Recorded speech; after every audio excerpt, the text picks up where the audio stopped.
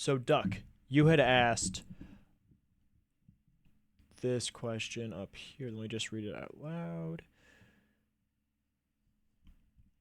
Is the devil and demons physical? Are they physical beings, or are they a person's primitive, impulsive side? What is a demon really? So you're asking about the demons.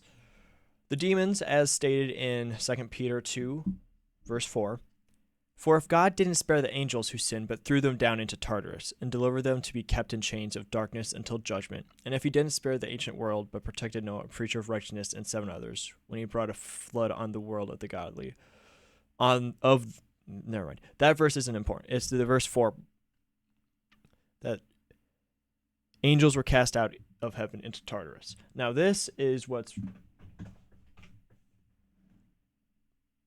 commonly in Christian at least known, that this is when Lucifer, Morningstar, rebelled against God and was cast out of heaven. When he was cast out of heaven, a third of the angels chose to follow him. And this is where we get the idea of what a demon is.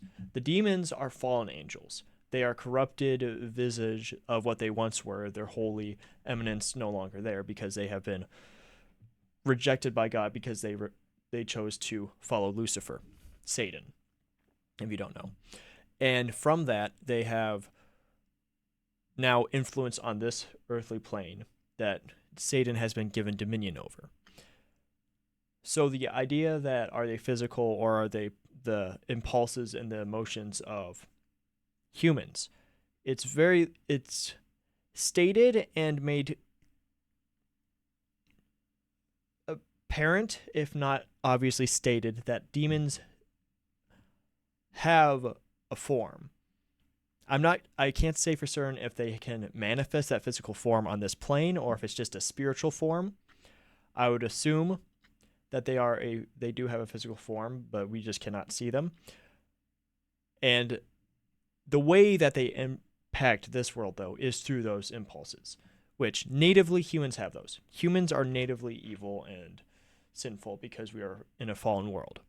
The people have these impulses.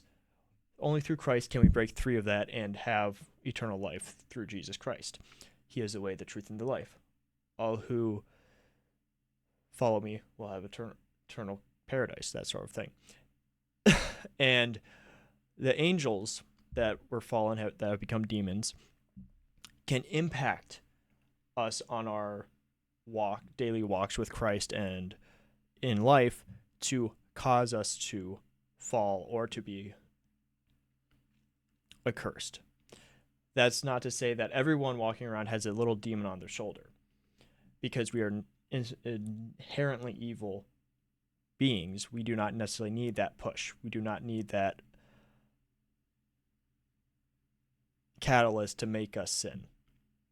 But the Bible has made it clear that there are certain instances where people are covered with a demon. The Legion.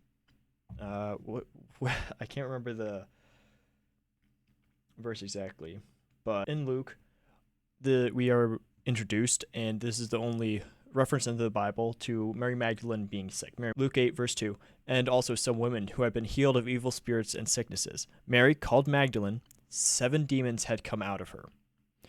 Joanna, the wife of Chus, Herod's stewardess, Susanna, and many others who were supporting them from their possessions. This is just to say that Mary had 7 demons in her, and there's various interpretations of what that could be, but basically, if you have demons in you, you're not acting as a human. You're feral, in a sense. Matthew 8:28, demons driven out by the master, subheading. When he had come to the other side, to the region of the Gadarenes, 2 demon-possessed men met him as they came out of the tombs. They were so violent that no one could pass that way. Suddenly they shouted, "What do you have to do with us, Son of God? Have you come here to torment us before the time?" This indicating that they know that they will be judged on Judgment Day and that they will be punished for their transgressions. Also signifying that they know who God is. They know Jesus is the Messiah, the Son of God. Now, a long way off from them, a large herd of pigs was feeding. "If you drive us out," the demons begged him, "send us into the herd of pigs." "Go," he told them. So when they had come out, they entered the pigs, and suddenly the whole herd rushed down the steep bank into the sea and perished in the water. Then the men who tended them fled. They went into the city and reported everything, especially what had happened to those who were demon-possessed. And as the whole town went to meet Jesus, when they saw him, they begged him to leave the region. Now that's a little abbreviated. I think it's Luke that goes into more detail. The one last thing that is some speculation that I've heard that I just want to bring up because it's speculation and I think it's interesting to note. Not necessarily saying that this is 100% fact and true, but in Matthew 17,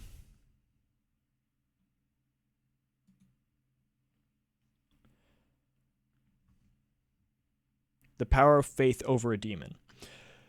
Verse 14.